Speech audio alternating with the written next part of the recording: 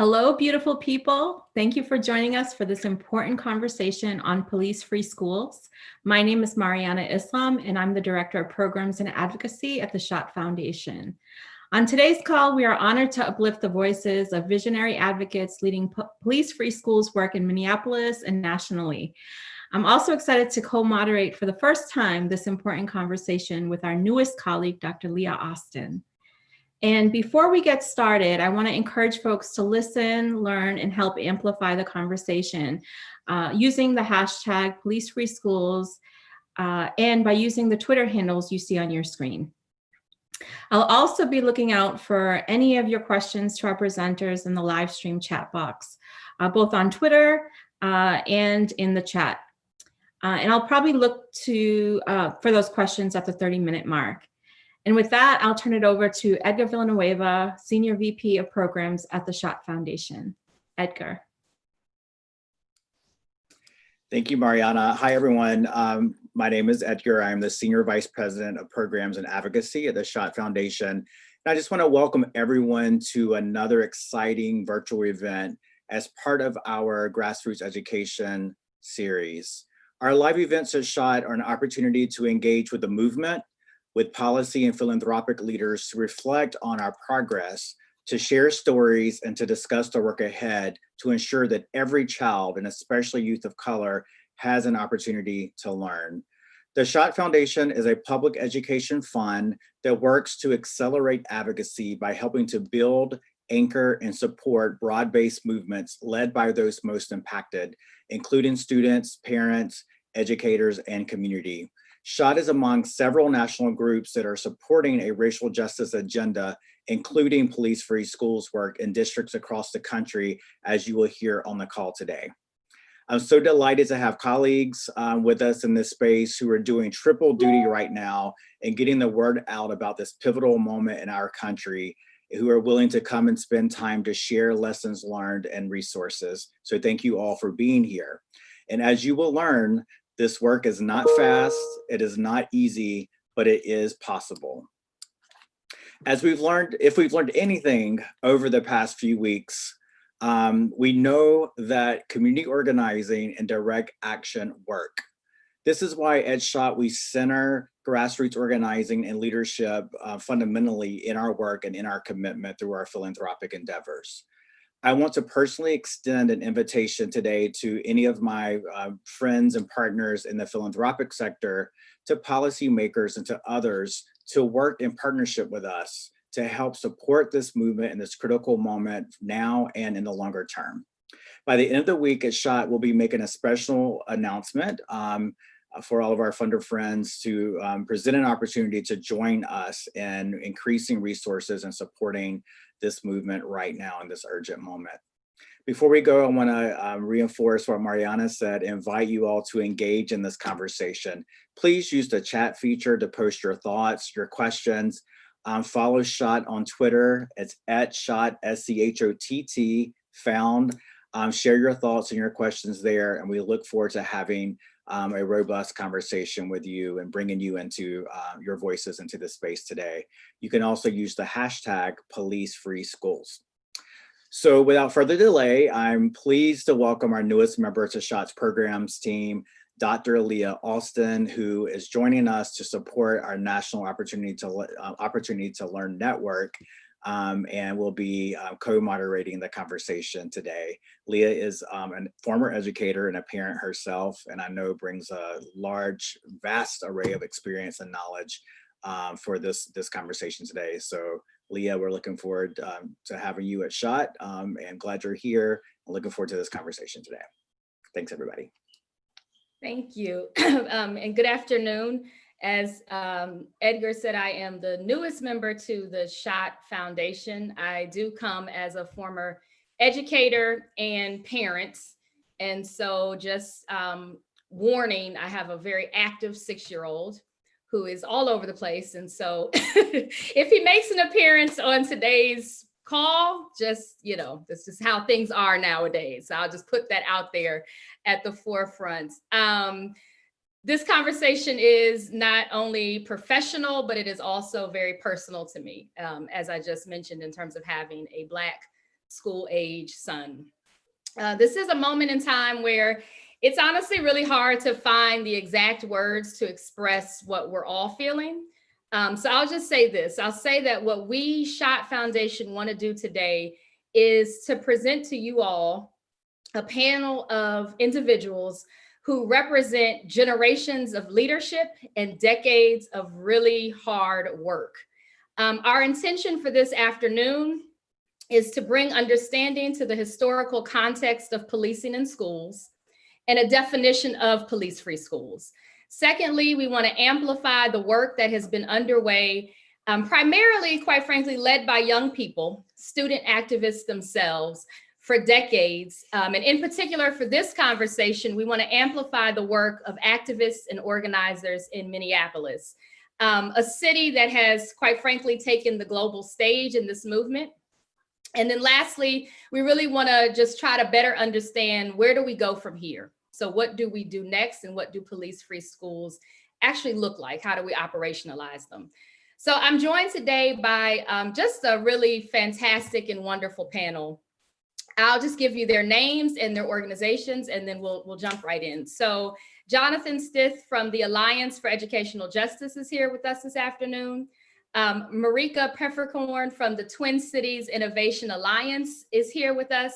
And Kim Ellison, who is the school board chair of the Minneapolis Public Schools, is here joining us this afternoon as well. So thank you all. Thank you, panel, for being here on this afternoon to have this conversation. So I'll start off with Jonathan. And Jonathan, if you would begin by just giving a little bit about who you are and what brings you to this work, your connection to the work. And then if you would just offer, because if we just are reminded, our audience probably is an audience where some folks understand the police-free schools movement, but want to know like what's next, what happens. And then there are also folks that are joining us who may be, quite frankly, pretty new to this movement and not fully understand both the history, but also the definition of what a police-free school system means. And so if you could give that context to us, like give us the historical context of what policing in schools actually means and has meant, and then just some defining of what we actually mean by police-free schools. Absolutely. And good morning, good afternoon to everyone watching and to the panel. And before I begin, I just want to just take a moment and a breath just to shout out and wish Dilbert Albert, one of the Move 9 who transitioned yesterday, just a peaceful journey to the ancestors, and just thank him for his 41 years of struggle and sacrifice. And then also just acknowledge that, again, today is the Soweto uprising in South Africa, which was an uprising around language, where high school students really catapulted and revived a liberation movement in South Africa in a fight around their education. And if we can understand that history, we can also begin to understand kind of what high school students have been up to in fighting for police-free schools. And so many of them, as Ella has taught, it's bigger than a restorative justice circle. It's bigger than the police-free schools. They're really fighting for a police-free world, and understand that that battle for them begins in their high schools. And we would be disingenuous to be like, the call for police-free schools is a new call. As we did our research and preparing for this, preparing for the campaign, if you go to the webpage wecametolearn.com and pull down the report, on the cover is a picture of high school students being dragged off by the Philadelphia police after an action where they were calling for police out of schools and Black studies in their schools, and was met with police repression. And ironically, one of the organizers who brought me into this work, Ifia Ngazi out of South Carolina, who was helped actually model a lot of the work that we did around the assault at Spring Valley, she saw the thing and she was like, oh my God, I was there, right? I remember when Rizzo sent those police officers in to attack us for just having a protest. And so again, the history of it is one that is kind of really steeped and connected to our history, Black folks' history of fighting for freedom in this country. Again, oftentimes, if we can understand the history of police as slave patrols, and then you understand that the average runaway slave was a young person between the ages of 13 and 29, they've only followed them off the plantation and into the schools, right? And for us, we come at this work really, I think, 2012 with the death of Trayvon Martin, and understanding the role that security and policing played in his being pushed out of school, and that leading his mom to make the fateful decision that she did, as well as the Ferguson uprising. I can remember as I was pouring milk into a young person's eyes who had been tear gassed, I'm like, yo, they have to go to school once this is over. And this same officer that just tear gassed this young person is going to be the same police officer that's being asked to protect him. And then for many of us, our real culminating moment was 2015, the assault at Spring Valley, where the video recording of Shakar being choked and body slammed by an officer, and the arrest of Nia Kinney, high school students at the time who just intervened, who just didn't want the brutality to end. And that really for us sparked a movement. For us, for the Alliance, it became a moment where we, waged a campaign to fight for the charges to be dropped from Shakar and Nia, which was successful. And in that, we made a decision that we were going to be a commitment to really build out a campaign, a national campaign for police-free schools. And since then, we haven't seen a seeding of the problem. So we started to document assaults, and since 2015, and really dating back to 2009, we've documented over 140 assaults by school resource officers on Black and Latino students. Oftentimes, most of the time, these assaults are for regular routine student behavior, student trying to use the elevator. In Philadelphia with the Philadelphia Student Union, Brian was just simply trying to use the bathroom, and he gets choked out by a school resource officer. And so, these kind of litany of abuses, the resources that get dragged away from education, the quality of education, and put into the policing of Black and brown students had really set the context for that. And part of what we know, again, in the history and trying to debunk that piece is that the history is that a lot of times people will say, well, what about school shootings, right? And the history shows that police were not put in Black and brown schools for school shootings. They were there to put there as we were integrating into the schools, and they have been and continue to be a source of social control and domination in schools. And as we've seen, and as we talk about in the report, as young people were winning wins around the school to prison pipeline, eliminating school suspensions, we see education systems responding with the over-reliance on policing and involving them in everyday discipline. Again, I just can't, like even this with Shakar, right? If she was accused of not putting her cell phone away, and so many other things. So we encourage, again, people to look at the We Came to Learn report to really talk about it. And so for the young people who make up the campaign, again, part of their vision is a larger vision. And so when they talk about police-free schools, what we're talking about is the dismantling of school police infrastructure, right? It's not just the officer at the door. There's so many ways that young people are policed. It's in the culture of schools, as well as in its practice. We're calling for the ending of school militarization and the surveillance. And as abolitionists, we know that not only is it a practical organizing tool and strategy, it's also our vision going forward. And I talked a little bit earlier about a young person that we lost by the name of George Carter III. And I think, again, if you can understand his story, you can understand the criminalization that young people face in their schools. But for us, he carried a vision that I think is the seed of the police-free schools fight. And that is, he imagined schools that had mood detectors instead of metal detectors. And again, if we can understand young people's fundamental different vision of what safety is and what it could be, then we can be very clear that will never happen. That will never be, as long as there's police in schools, as long as there's a culture of and practice of policing, that it will never be. And so that is the kernel, the kind of history, the fight, and why it's so important, why young people in 30 cities and 19 campaigns have been taking action to really call for police-free schools. I think the last one is they also saw that with the recent shooting at Stoneman Douglas, where there was a police officer on site and it did not prevent that strategy, right? And even what we saw from young people from the March for Our Lives was them calling not for police, that they wanted counselors, they wanted access to mental health folks. And I can remember a panel after we did an action, after DeVos rescinded the federal guidelines that, basically got rid of restorative justice and student rights.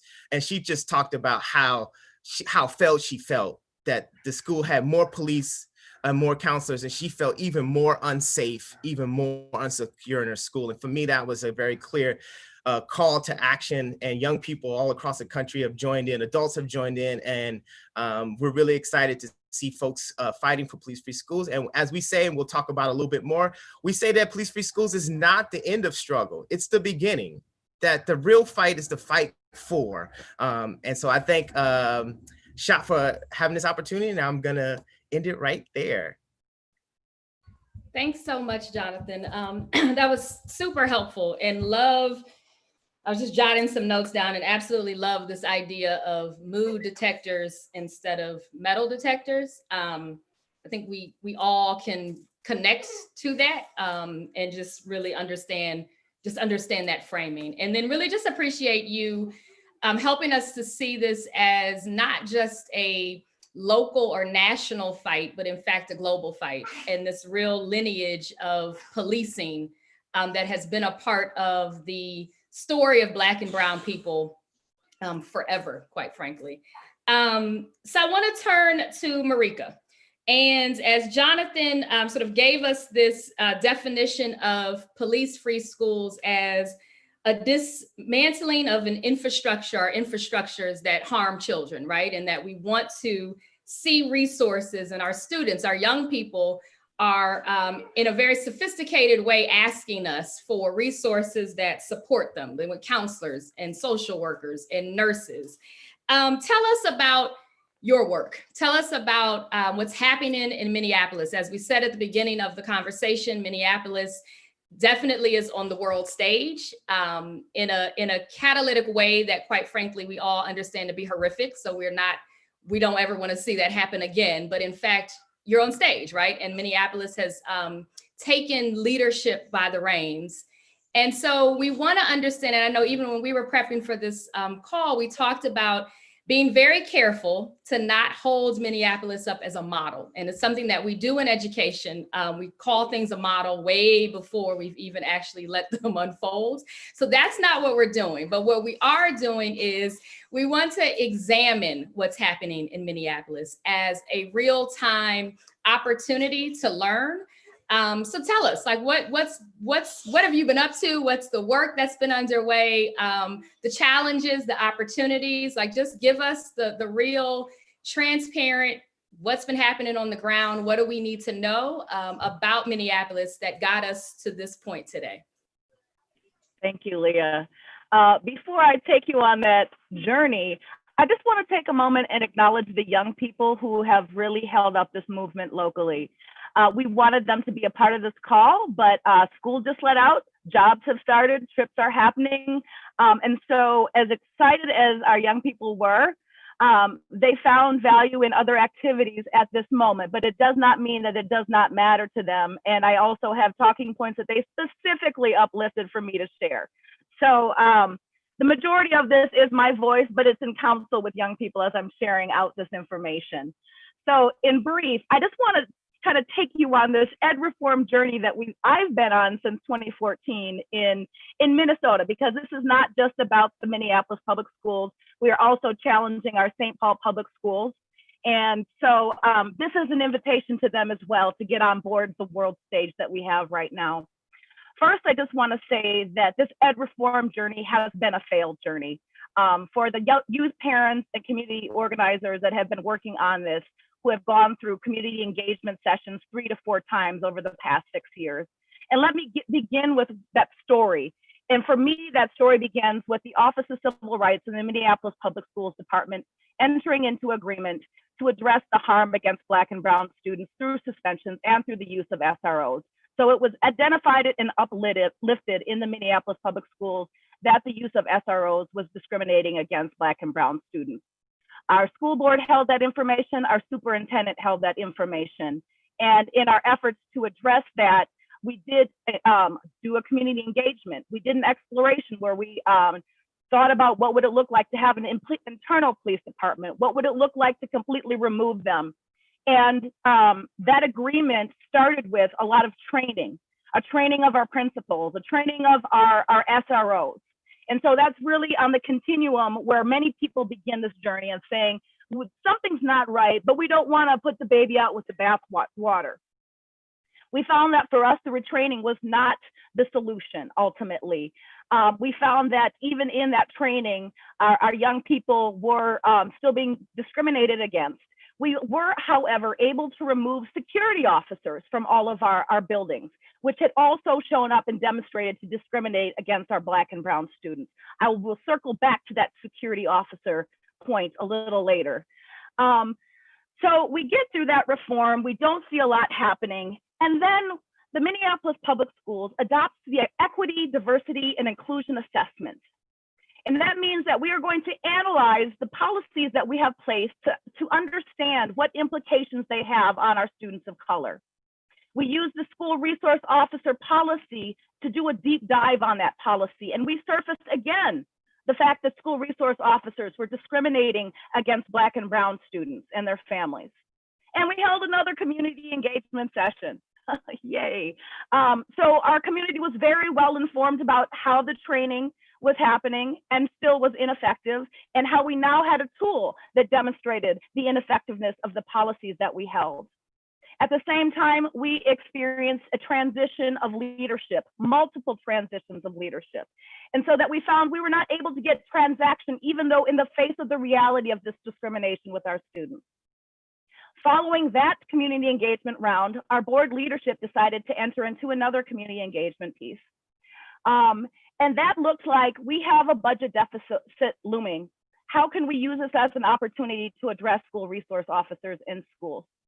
Unfortunately, that decision came down to the alternatives being too expensive, the SROs being the more affordable option, even in light of the discrimination and disparities perpetually placed upon our Black and Brown students and their families. So that brings us up to right before the murder of George Floyd, where the Minneapolis Public Schools just completed a community redesign, where they also, again, had the conversation about a demonstration of your values and your budget, and removing that budget from the allocation of school resource officers to the alternatives. And so we were sitting in that place when the murder of George Floyd happened by those 4 police officers. And so the Minneapolis Public Schools took hold of that moment and decided to act upon it without necessarily having a plan in place. And what we will say to that is, congratulations for taking that step. Fear and scarcity has been operating in our school district for way too long.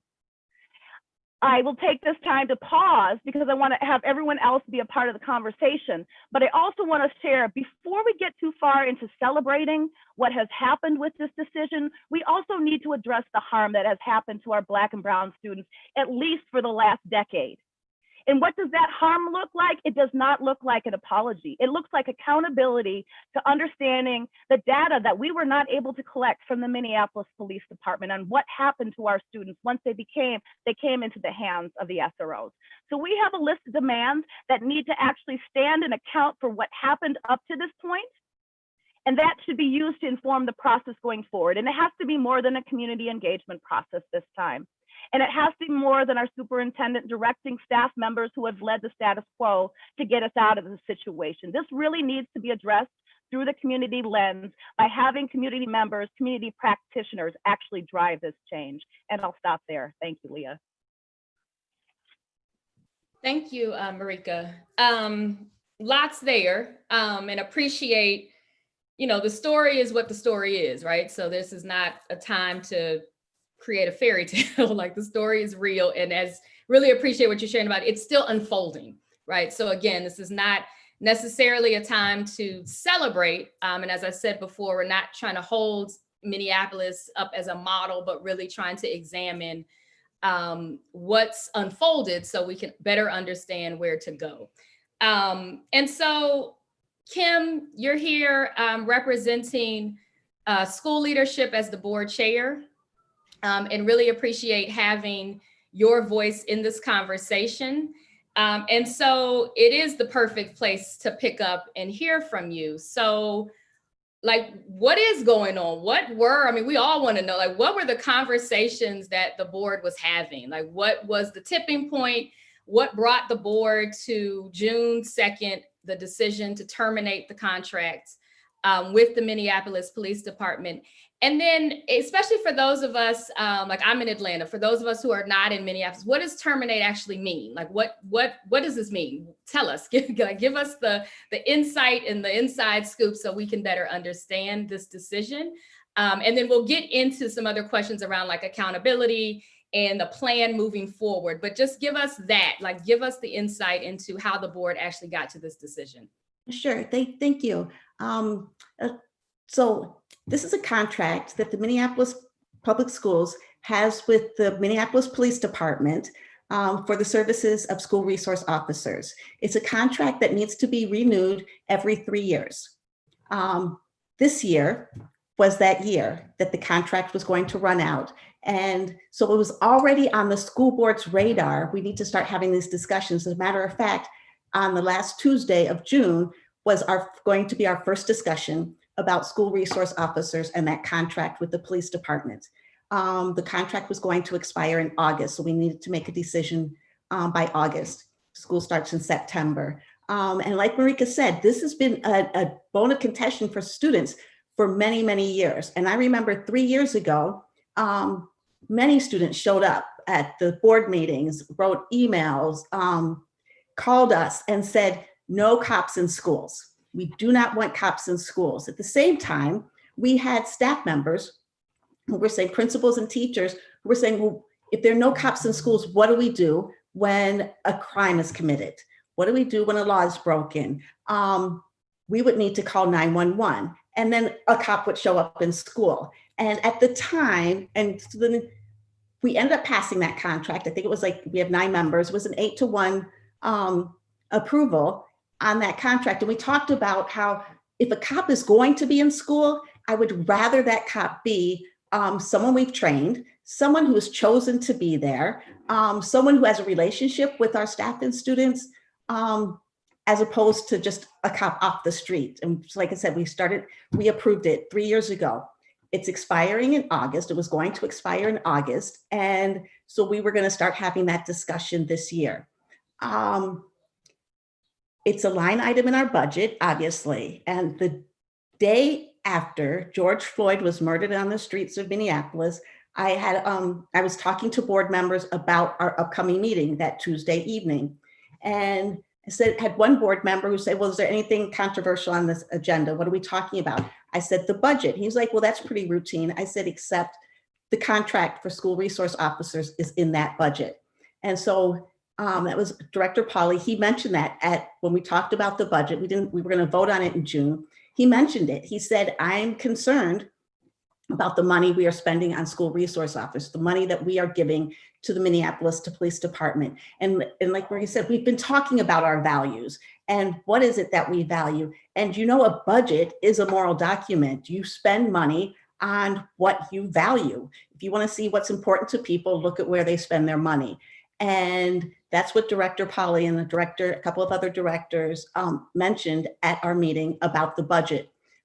They didn't see how we could continue to spend money with the police department. And so Director Pauly wrote a resolution and said, we're going to terminate this contract. We are going to direct the superintendent not to negotiate any further contracts. And we're going to ask staff to come up with a different plan that they will present to us at their August 18th meeting. Staff, again, are not excited about this contract, but whenever we ask for alternatives, every 3 years, board is saying, well, what else could we do? What could we do instead? And we get, well, here's some plans, but this plan will cost $8 million. Or we could just do the school resource officer, which we think is effective, and spend $1.1 million. And so we always end up with, so I don't think we get real plans.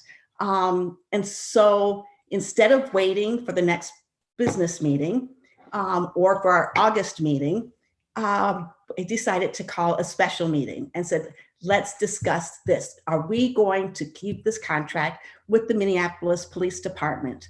And so we had that special meeting on June 2nd and passed unanimously that no, the values, and let me back up just 1 second, because what was nice is in a year and a half ago, in January of 2019, we had passed a resolution directing the superintendent to negotiate lower contract with the police departments. But in that resolution, we talked about how while we recognize that the school resource officers are there to provide safety for our students and staff, and that we have, this is not a knock on the officers who choose to be in our schools.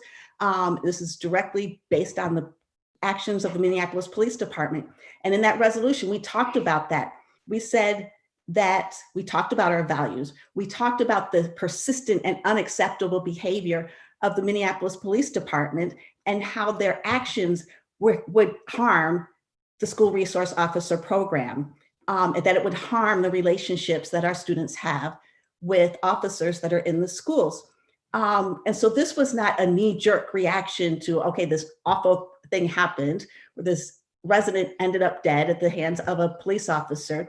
And so we're not going to have officers in our schools. No, we have talked about this for a number of years, how the actions of the police department hinder the relationship that school resource officers have with students. I mean, if you see this going on in the streets, and like Rinka said, and it's affected, you know, our Black and brown families, our residents, and now you show up in school and here's an officer, uniformed, armed, looks like the officer you saw last weekend who was abusive to somebody who looked like you. And does that really make you feel safe? And the students were saying no. And we recognized that. And we said, we can't have this anymore. And so that's what brought us to this decision on June 2nd.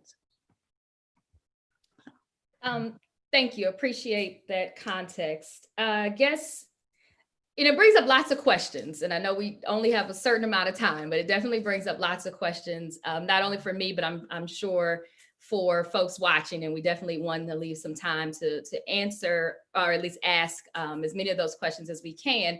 But help us, and this is a question for both Kim and Marika in particular, but Jonathan, obviously, if you have some insights and thoughts, please share.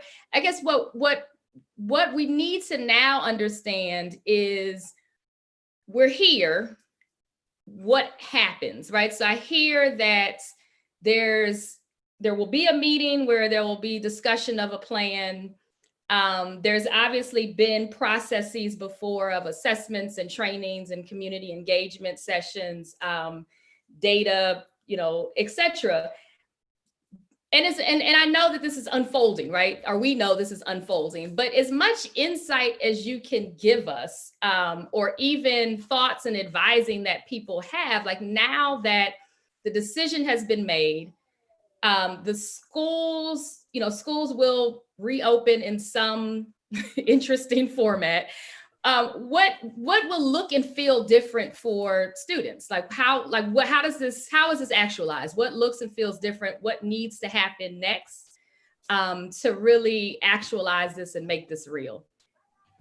Sure. Okay. Well, concretely, there will be no police officers in schools. Staff is currently working on what does safety in schools look like without police officers.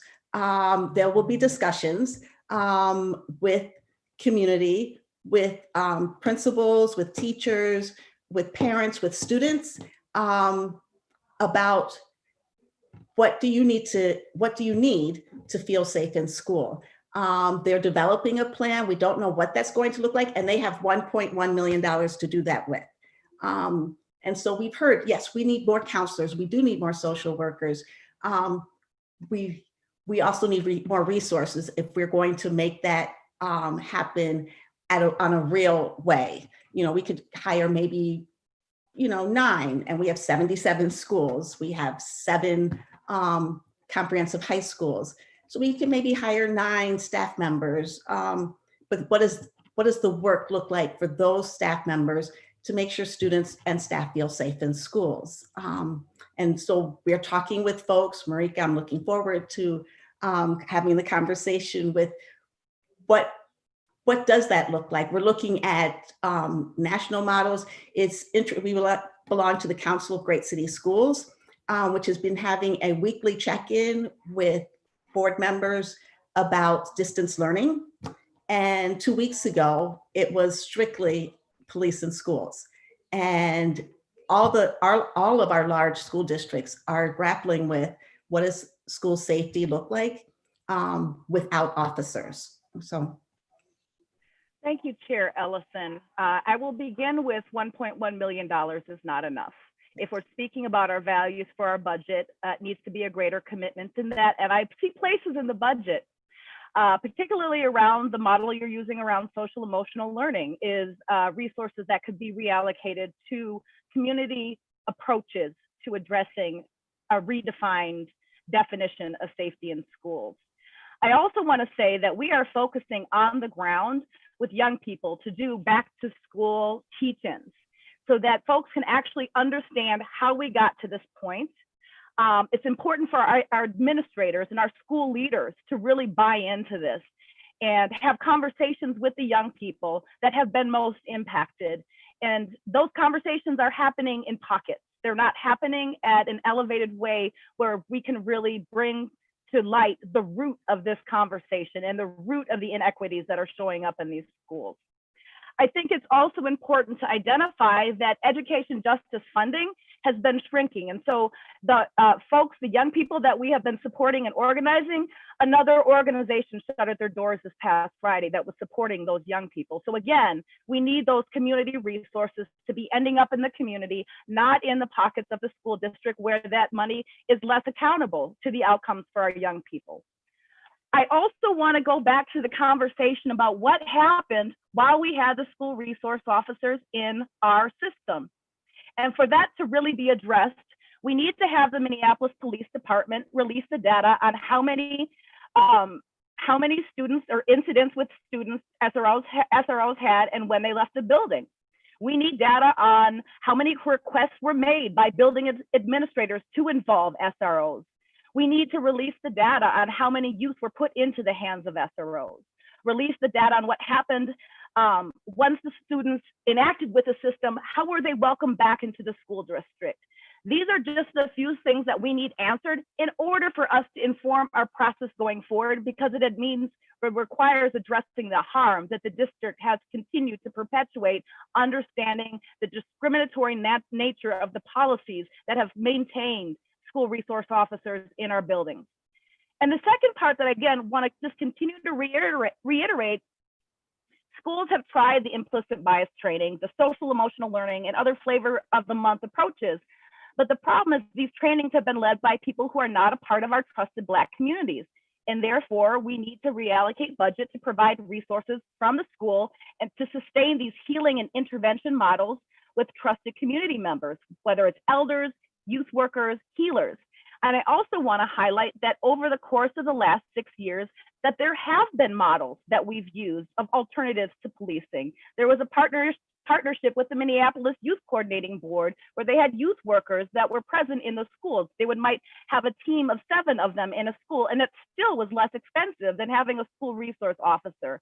So again, I want us to look to our history of what has been lifted up as to what are the alternatives that our community members have asked for at this time.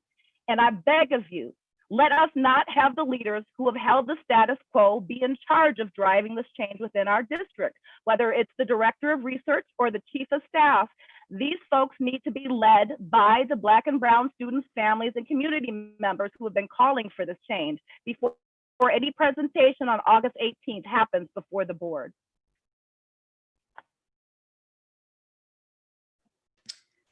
Thank you. Jonathan, just getting your perspective, do you know of like national examples? Yeah, like help us out, give us some insight if there's some to share on things that are working, on strategies that might be worth playing out. Mm-hmm. I mean, I think like Marika said, like a lot of times we already have the solutions right under our feet. Oftentimes it's a decision to fund this over that. Like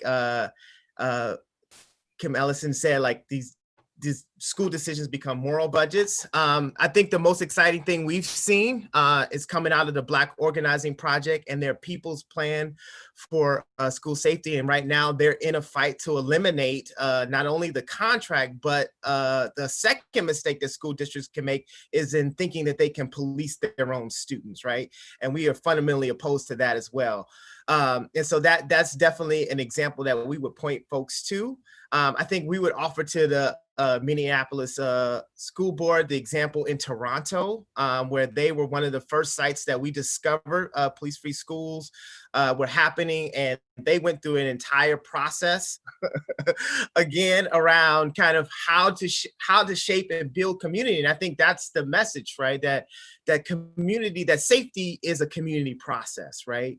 And those are some of the examples. I think for us in the campaign, we have these 6 Ds that we talk about that we feel help give frame to also being able to understand how we need to remove some of the things. And so like Marika was talking about, like this idea of like delegitimizing or demystifying what the real data is, right? The impact of policing on our students has gone really untalked about, not only from the number of assaults that we've talked about to the untalked about issues around young girls and sexual assault and harassment by school police officers and security guards, right?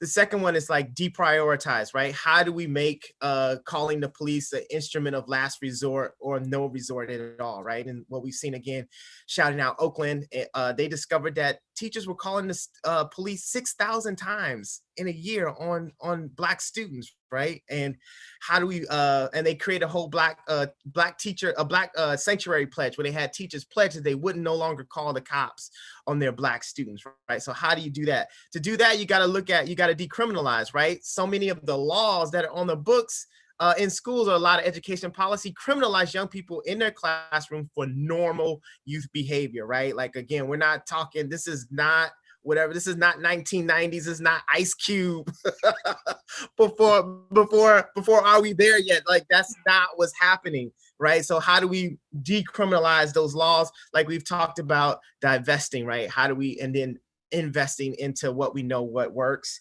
and continue to move efforts around disarming and demilitarizing school police, like we've seen with LA and the Labor Community Strategy Center and their young folk winning a battle around making the LA school police department return its military grade weapons, right? There are so many other school districts and school police who are still receiving these military grade weapons.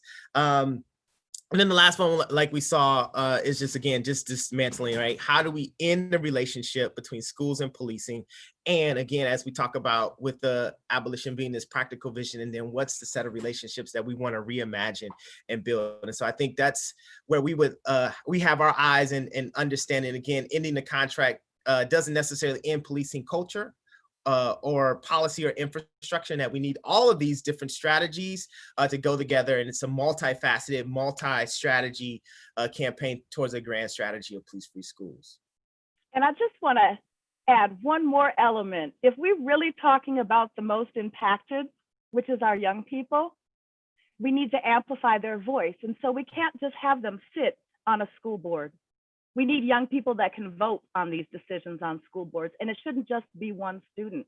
In order to enact this change, we need to have a grouping of young people, like 3 young people who have a vote on the school board, because our young people have been petitioning and pushing for this for a long time, and their voice has been silenced. And this is an opportunity to say, we see you, we hear you, and we value what you bring to this decision-making body. Therefore, you will have a vote. Absolutely. That was definitely one of the things that came out of Toronto, was an expansion of youth voice and youth decision-making, for sure.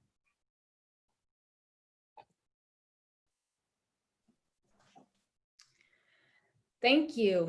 I'm lots of questions and thoughts, but also trying to watch the time and want to make sure that we can engage our audience and folks who have called in who might have some questions. So I'm going to turn it over to Mariana to see if there are any questions from audience.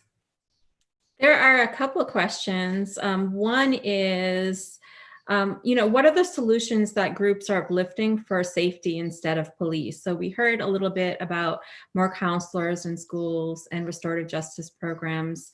Is there any more that you can speak to? Well, I'll just say our local model, the Minneapolis Youth Coordinating Board, has trained youth workers that were placed in schools that were focused on having front-end relationships with young people so that they could be proactive and be aware if something was popping off, not just in the school, but in the neighborhood, in the community. And those youth workers were also from the community that they were serving. And so when we hear the argument about folks saying that our SROs have relationships, there are many caring adults that do not have the same type of power differential that can be in relationship in those buildings that does not have the same price tag as a school resource officer. There's models in the Black Organizing Project. There's a number of different youth worker, community liaison roles that are multiple people in these buildings is one of the solutions that has not been brought to scale. It's been piloted successfully, but not brought to scale. Yeah, I would point to, I think there's some really great community models around transformative organizing where folks have kind of, versus restorative justice, but transformative justice practices that we can look at in Oakland. And I think there's just a Movement for Black Lives just released a Defund the Police toolkit. And in that, it does contain sets of examples of alternatives. And we know a lot of those kind of what works in the community can also work in our schools. Yes, and Minneapolis is looking at Bob and the dignity in schools out of Oakland as well. And so, yes, so there are a lot of examples out there throughout the country that, we'll be looking at. So thank you. Yeah, We're happy to partner with you on that as well. Wonderful. I'm reminded of a social media post that says something like, most people don't know that rallies are only 2% of what organizers do. There is a lot of work that goes into this, and certainly you've spoken to that. But for many folks on this call who want to start putting some work into becoming a commitment to police-free schools, what could that beginning look like? I think that begins by listening to the voice of young people and their experiences that they've had. Like, I cannot tell you how many stories of a young man that was arrested because his friend stole a juice box and ended up with an SRO. And so, again, just like the murder of George Floyd, I think people live in a bubble of disbelief unless it's their experience. And so I want everybody to experience the harm that our Black and Brown people have experienced to understand that the solution is necessary now, the investment is necessary now. And the students are ready to do the work. Our student representative, we noticed the meeting, a special meeting, we gave them 3 days. And within those 3 days, he developed a survey, put it online, and had almost 1,500 students respond to it. And they have wonderful ideas, and so they're ready to do the work. We just need to make space for them and listen to them. Absolutely. I think that now is the time to organize and to really demand. I encourage folks to go look at the report. We came to learn it also contains the history, but also a toolkit for folks to get started. And then there are really ongoing fights that are happening around police-free schools. And I think one of the beautiful things that this moment actually offers is that we don't have to get on a plane to travel to everybody's school board meetings, right? Because they're virtual. So there's ways that, folks from Minneapolis, in terms of being able to, how powerful is that for Black Organizing Project Ms. Ellison, if you showed up to testify on behalf, right? To say to the school boards, that don't be afraid to make this courageous decision, right? They need, other school boards need to hear that. In Ohio, where they're doing fights, in Rochester, there's a vote tonight. In Philly, the young people are fighting, they're having a rally on Thursday. In Milwaukee, there's leaders igniting for transformation who have a fight. In Chicago, there's a whole Police Free Schools coalition. In Madison, there's Freedom Inc. DC, the Black Swan Academy is leading a fight. In Arizona, there's Puente. We've just seen young folks in New Haven launch a campaign. And so this is a time where we can all be all in together with each other, right? And that really we have to, why we started to campaign as a national campaign is because we realize that this issue is a national issue. There is no school in America our young people can go to where they are not at risk of being assaulted or being discriminalized in their schools. And so this is an opportunity for us to all share our struggles, to connect, to testify on each other's behalf, to support others. So follow the Police Free Schools hashtag on Twitter. We're sending out kind of daily alerts. This is where people can sign and circulate petitions and really get in with each other, support each other, and help each other win. Because I'm gonna tell you, we were all on the phone together and we listened to the vote. And when we heard the yeses, just thinking about it just brought the tears back, right? But then there was this moment and this pause. And then Philadelphia was like, we got next. And Chicago was like, no, we got next. And then all of them started to say, we got next. And so that is the fight. Who's got next? Who's up next? We saw Denver win. We know we can win. We know a school, Police Free Schools is possible. And this is our moment in our time. And so there's a lot of work that we can do together in this particular moment. And I just want to leave with a caution. And that is the physical removal of police presence does not mean that they're gone. There is the potential for hyper surveillance and criminalization through the use of technology in education. Whether it's social media monitoring, cameras in the school, predictive analytics, algorithms, threat assessments, all of these things contribute to a criminalizing environment within a school building. And we cannot replace physical police with this hyper surveillance of our young people. And so this is really a moment for our school districts to say, we are not just divesting from physical bodies of police, but the mindset that our schools require policing for social conditioning of their young people. This is a paradigm shift. It's an opportunity for transformation. And we have to reject those companies and tech companies that are coming for our schools now saying, we've got a great pilot and we'll pay for you to pilot this in your district because we know you're resource scarce.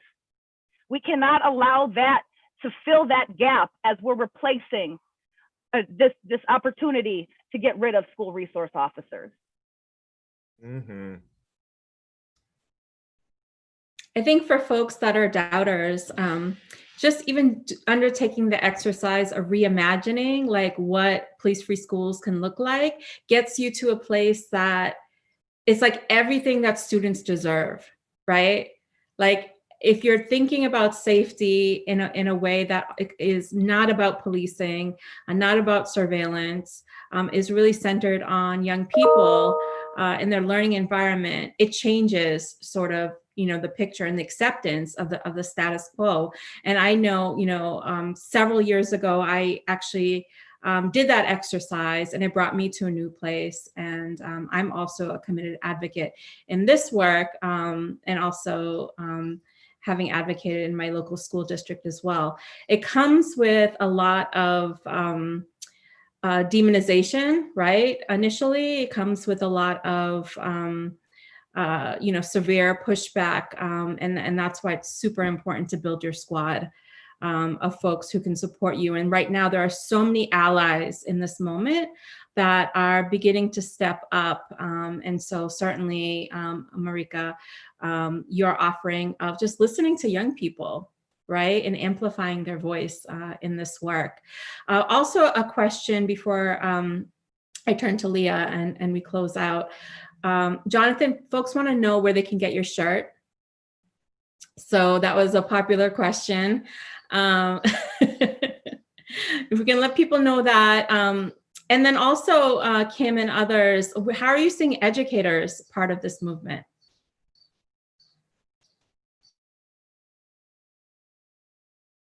Right now, this is a limited edition shirt that we got in one of our meetings. We're working on it now. If you see somebody selling them that's not authentic, and we're working on something now as a way to also help raise resources for the groups who are battling. So we'll be back with that. I think educators are an important piece of visualizing what does it mean to have safety in schools. They're in schools. A lot of times, even our families, our students that don't trust a district, trust their teacher, trust their principal, and so they have the closest relationship with students. And I think that they would also have to be part of this conversation, maybe even leading the conversation with students, because that's where students feel most comfortable, not with me necessarily. So. Yeah, just to note that there is a rising number of educators and labor unions that are finally speaking out on this issue, and more of that, please. So I'm going to turn it to Leah. Well, thank you. This has been a really engaging and just informative conversation. Definitely thinking about what the next steps for the SHOT Foundation for our work should be. We are internally having some conversation about maybe another conversation where we are in fact talking to educators and union folks and just bringing that perspective, and students as well, bringing that perspective to the table. And then also this point that Marika, you made around predatory technology use is something else that we're talking about as we're really examining and working with folks around reopening of schools, definitely seeing that that is a topic that needs to be unpacked. So we have about 2 minutes left, and I wanted to just do kind of a quick round robin, a who's up next of just your last kind of final comments. I would love them to sort of be shaped around like, how do we hold each other accountable to continue the important work of not just police-free schools, but ensuring that Black and Brown children have the best in class educational experiences that they can have. And Mariana sent me a note that this round robin needs to be like 20 seconds. So go, who's up next? Sure, let me say that, you can lead with your values. It can be hard. It might feel uncomfortable, but it's possible to do. And so I think we need to have more of that. I'll just echo Kwame Ture, who told us to organize, organize, organize. I will say that we cannot find the solution through fear and scarcity. Let us ignite our imagination to see the liberatory education we want for ourselves and our children. Love that. And it is right at 3 o'clock. So thank you all greatly for this amazing conversation, and stay tuned. We will have more for you. Yeah, so thank you again. I want to thank all of our presenters, your many sacrifices in leading this work, and your many offerings to us today. If you're interested in supporting grassroots community-led groups working to advance racial justice and education, I invite you to join SHOT Foundation to help resource this important work and to stay connected with us. And for more information on our upcoming events, be sure to like us on Facebook and follow us on social media and subscribe to our newsletter. Thanks again to everyone for joining us today, and thank you to my colleagues at the SHOT Foundation.